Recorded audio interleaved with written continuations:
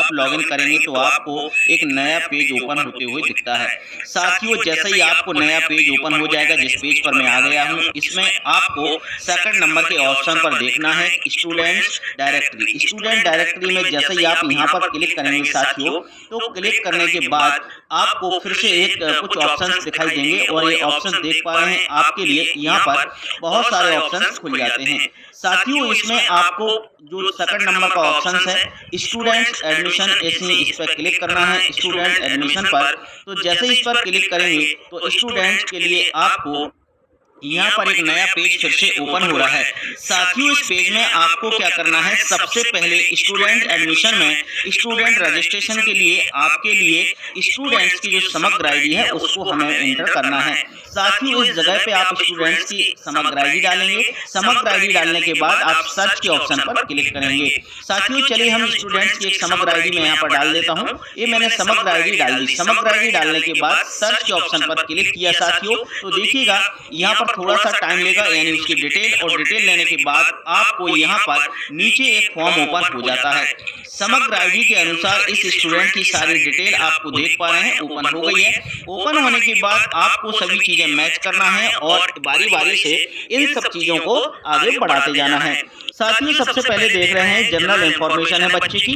General information में सबसे पहले तो बच्चे का नाम है। बच्चे का नाम के साथ साथ इसमें हिंदी में भी नाम आ जाता है, लेकिन इसमें हिंदी में नाम नहीं आ रहा है, कोई बात नहीं, इंग्लिश में ही रहने दें। इसके बाद सिलेक्ट स्टूडेंट टाइप, यानी बच्चा जो बालक है वो बालिका है या फिर कोई लड़की है बालिका है, जो भी बालक बालिका उसको आप सिलेक्ट करेंगे। सिलेक्ट करने के बाद साथियों यहाँ पर एंटर डेट ऑफ बर्थ का ऑप्शन आता है। यहाँ पर यदि उसकी डेट ऑफ बर्थ गलत है तो आप यहाँ पर सुधार सकते हैं, इसलिए ऐसा ऑप्शन दिया गया है। इसके बाद आपको यहाँ पर फोटो का ऑप्शन है साथियों। तो फोटो बहुत महत्वपूर्ण है, इसको ध्यान रखिएगा। हमारे बहुत से शिक्षक साथी हैं जो इसमें कंफ्यूज हो रहे हैं कि फोटो को कैसे अपलोड करें, बाद में करें या पहले करें। तो साथियों, जो फोटो हमें अपलोड करना है वो 100 KB से कम की करना है, इस बात को विशेष ध्यान रखिएगा। यदि 100 KB से ज्यादा की हो जाएगी तो वो फोटो यहाँ पर अपलोड नहीं होगी। इसका फॉर्मेट JPG या JPEG होना चाहिए, या आपको ध्यान रखना है, इसको पहले से बना के रखना है।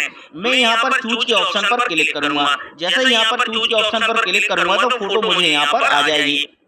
देखिएगा यहाँ पर ये सिलेक्ट कर रहा है, मैंने अपने ड्राइव में सेव कर रखा। मैंने यहाँ पर जैसे फोटो को सिलेक्ट किया, यहाँ पर मैंने डन किया। ये फोटो मेरी देखिएगा इस बच्ची की फोटो आ गई है, क्योंकि ये जो फोटो है वो साथियों 100 KB से कम की मैंने ऑलरेडी बना रखी है। अब 100 KB की आप कैसे बना सकते हैं मैं आपको बता दूंगा कि आपको कैसे बनाना है। फोटो यहाँ पर अपलोड हो गई, बहुत से शिक्षक साथियों की फोटो अपलोड नहीं हो रही थी।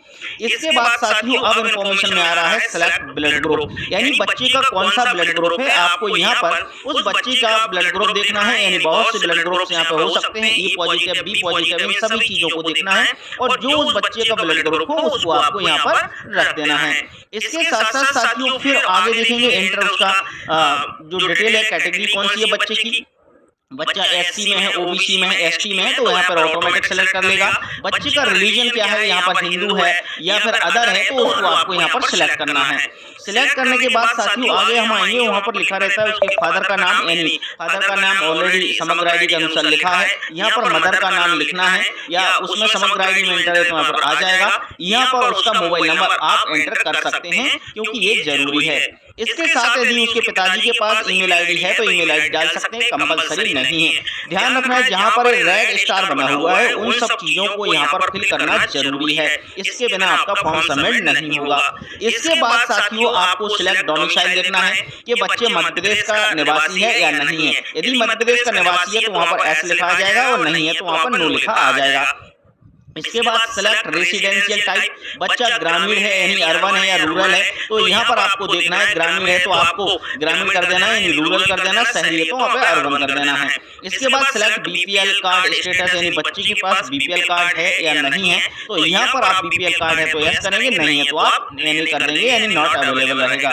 सिलेक्ट डिसेबिलिटी की बात करेंगे तो साथ ही यहाँ पर बच्चे में कोई प्रॉब्लम तो नहीं है, वो डिसेबिलिटी तो नहीं है, यानी कोई हैंडीकैप वगैरह तो नहीं है, वहाँ पर आपको सिलेक्ट करना है।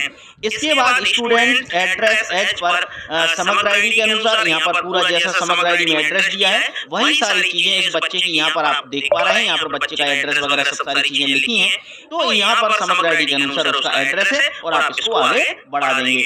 इसके बाद फैमिली अदर इन्फॉर्मेशन है, तो फैमिली अदर इन्फॉर्मेशन में साथियों सबसे पहले ओनली गर्ल चाइल्ड यानी बच्ची है तो आपको यस करना है, नहीं है तो नॉट अवेलेबल करना है, ठीक है ना। इन चाइल्ड ट्विंस, यदि ये बच्चे ट्विंस हैं तो आपको यस करना, नहीं तो नो कर देंगे। इसके बाद सेलेक्ट नंबर ऑफ सिबलिंग्स, यानी कितने भाई बहन हैं, यहाँ पर कितने भाई बहन हैं तो आप यहाँ पर देखिएगा जैसे कि भाई बहन 1 है 2 है 3 है 4 है, यहाँ पर आप सिलेक्ट कर सकते हैं और यहाँ पर आपको डाल देना है। साथ ही इसके बाद एज पर द ऑफेंस, यदि बच्चा क्या अनाथ है, यदि बच्चा अनाथ है तो वहाँ पर एस करेंगे, नहीं है तो आप एन करेंगे। फादर डेड, यानी उसके बच्चे की फादर की जो डेथ है वो हो गई या नहीं है, यानी है तो ठीक है बच्चे एस करेंगे, नहीं तो नॉट अवेलेबल करेंगे। सेलेक्ट फादर डिसेबिलिटी, उसके पिताजी कोई विकलांग तो नहीं है तो यहाँ पर उसको सेलेक्ट करना है।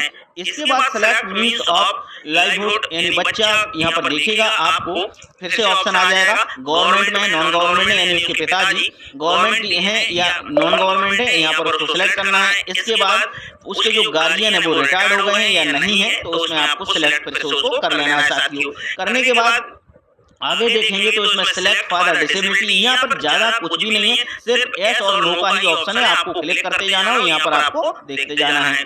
सिलेक्ट मीन्स ऑफ लाइवलीहुड एक क्लियर हो गया है। यहाँ पर गार्जियन ऑक्यूपेशन यहाँ पर देखना है, देखिएगा मदर की बात कही जा रही है यहाँ पर उनकी गार्जियंस का रिटायर्ड है, मदर का ऑक्यूपेशन क्या है, अधिकतर हम मदर में लिखते हैं कि वो हाउस वाइफ है तो यहाँ पर आप हाउस वाइफ में एस कर दीजिएगा, हाउस वाइफ को सिलेक्ट कर लेना। गार्जियंस की इनकम, ईयरली इनकम कितनी है, यानी उनका इनकम सर्टिफिकेट पे देख सकते हैं, जितनी होगी तो यहाँ पर आपको लिखना है। इसके बाद इनकम टैक्स पेयर, यानी उनके पिताजी जो हैं वो इनकम टैक्स देते हैं या नहीं देते हैं, यदि नहीं देते तो एन रहेगा। वेदर लैंड मोर देन 10 एकड़, यानी उनके पिताजी की 10 एकड़ से ज्यादा जमीन है तो यहाँ पर एस करेंगे, वरना एन रहेगा, ठीक है ना। साथ ही इसके साथ साथ में आप देखिएगा यहाँ पर एक महत्वपूर्ण जानकारी ये भी भरना है कि enter road distance from home to school in kilometre, यानी बच्चे के स्कूल की और घर की डिस्टेंस किलोमीटर में कितनी है, यानी 1 किलोमीटर है 2 किलोमीटर है जो भी है वो आपको यहाँ पर एंटर करना है। साथ ही इसको विशेष ध्यान से देखिएगा, मैं सारी चीजें आपको क्लियर कर रहा हूँ। इसके बाद प्रीवियस एकेडमिक ईयर इन्फॉर्मेशन की यदि हम बात करें तो बच्चा का हम देखिएगा पहली क्लास में एडमिशन ले रहे हैं तो यहाँ पर उसका प्रीवियस एकेडमिक ईयर का कोई भी इन्फॉर्मेशन नहीं होगा क्योंकि फर्स्ट टाइम बच्चा हमारे स्कूल में ही आया है। इसके साथ में बात करें करंट एकेडमिक ईयर की बात करेंगे तो करंट एकेडमिक ईयर का देख पा रहे हैं यहाँ पर स्कूल का डाइस कोड आ गया है, यानी मेरे स्कूल का डाइस कोड है। इसके बाद सिलेक्ट एकेडमिक ईयर उसका दिख रहा है 25-26 है, डेट ऑफ एडमिशन दिख रहा है, मैं जैसे आज की डेट सेलेक्ट कर दूंगा। सिलेक्ट क्लास, यानी पहली क्लास में ले रहे हैं साथियों तो यहाँ पर हमें पहली क्लास यहाँ पर सेलेक्ट कर देना है। एंटर एनरोलमेंट नंबर उसका बच्चे का कर देना है। स्कॉलरशिप स्कॉलर नंबर, यानी जो रजिस्टर का पंजी नंबर होता है। सिलेक्ट हॉस्टल, क्या बच्चा हॉस्टल में रह रहा है या नहीं रह रहा है, यहाँ पर एन रहेगा। साथियों इसके बाद यहाँ पर कुछ महत्वपूर्ण है जो डॉक्यूमेंट्स अपलोड करने की बात कही जा रही है तो मैं आपको बता दूं यहाँ पर अपलोड बच्चे का SC ST यदि OBC से है तो उसका कास्ट सर्टिफिकेट यहाँ पर आप अपलोड कर सकते हैं। इसको अपलोड करना ही ध्यान रखना 100 KB से इनकी साइज कम होना चाहिए। यदि बच्चा हैंडीकैप्ड है तो उसके हैंडीकैप का सर्टिफिकेट अपलोड कर देंगे। उसके बैंक की पासबुक है तो बैंक की पासबुक आप अपलोड करेंगे।